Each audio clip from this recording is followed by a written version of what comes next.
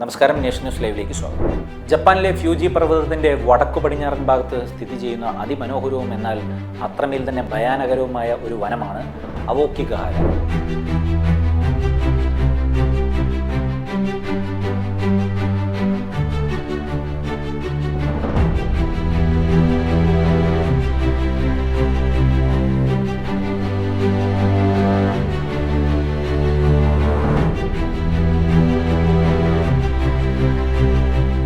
മരങ്ങളുടെ കടൽ എന്നറിയപ്പെടുന്ന ഈ വനം ലോകത്തിലെ തന്നെ ഏറ്റവും നിഗൂഢമായ സ്ഥലങ്ങളിൽ ഒന്നായി കണക്കാക്കപ്പെടുന്നു.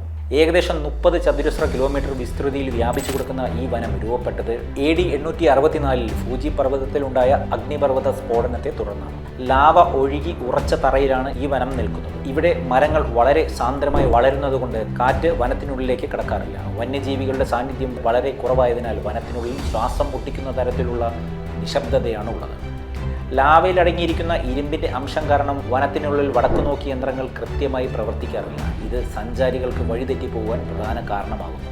ലോകത്തെ ഏറ്റവും കൂടുതൽ ആത്മഹത്യകൾ നടക്കുന്ന രണ്ടാമത്തെ സ്ഥലമായി ഇതിനെ കണക്കാക്കപ്പെടുന്നു. ആദ്യത്തെ സ്ഥലം സാൻ ഫ്രാൻസിസ്കോയിലെ ഗോൾഡൻ ഗേറ്റ് പാലമാണ്. ഇതിന് പിന്നിൽ പല കാരണങ്ങൾ ഉണ്ട്. സെയ്ച്ചോ മാറ്റ്സുമോട്ടോയുടെ കുറോക്കി ജുക്കായി എന്ന നോവലിലെ കഥാപാത്രങ്ങൾ ഈ വനത്തിൽ വെച്ച് ജീവനൊടുക്കുന്നത് ജനങ്ങളെ വല്ലാതെ സ്വാധീനിച്ചതായി കരുതപ്പെടുന്നു. പണ്ട് ജപ്പാനിൽ നിലനിന്നിരുന്ന ഉബാസ്യൂട്ട് എന്ന ആചാരപ്രകാരം ദരിദ്രരായ കുടുംബാംഗങ്ങൾ പ്രായമായവരെയോ രോഗികളെയോ ഉപേക്ഷിച്ചിരുന്നത് ഈ വനത്തിലാണെന്നും വിശ്വസിക്കപ്പെടുന്നു. അവരുടെ ആത്മാക്കൾ ഇപ്പോഴും ഇവിടെ അലഞ്ഞു തിരിയാറുണ്ടെന്നും ജപ്പാൻകാർ വിശ്വസിക്കുന്നു. ആത്മഹത്യകൾ തടയുന്നതിനായി ജപ്പാൻ സർക്കാർ വനത്തിൻ്റെ പ്രവേശന കവാടങ്ങളിൽ ബോർഡുകൾ സ്ഥാപിച്ചിട്ടുണ്ട്. നിങ്ങളുടെ ജീവിതം മാതാപിതാക്കൾ നൽകിയ വിലപ്പെട്ട സമ്മാനമാണ്, സഹായത്തിനായി ബന്ധപ്പെടുക തുടങ്ങിയ സന്ദേശങ്ങൾ ഇതിൽ കാണാം. കൂടാതെ വനത്തിനുള്ളിൽ പോലീസ് പട്രോളിങ്ങും CCTV ക്യാമറകളും സ്ഥാപിച്ചിട്ടുണ്ട്. ഭയാനകരമായ കഥകൾക്കിടയിലും അവോക്കിഗഹാര ഒരു പ്രധാനപ്പെട്ട വിനോദസഞ്ചാര കേന്ദ്രം കൂടിയാണ് ഇന്ന്. ഇവിടുത്തെ ഐസ് ഗുഹകളും കാറ്റാടി ഗുഹകളും കാണുവാൻ നിരവധി സഞ്ചാരികൾ ഇന്ന് ഇവിടെ എത്താറുണ്ട്. എന്നാൽ നിശ്ചിത പാതകളിൽ നിന്നും ഒന്ന് മാറി വനത്തിനുള്ളിലേക്ക് പോകുന്നത് വളരെയധികം അപകടം പിടിച്ച കാര്യമാണ്.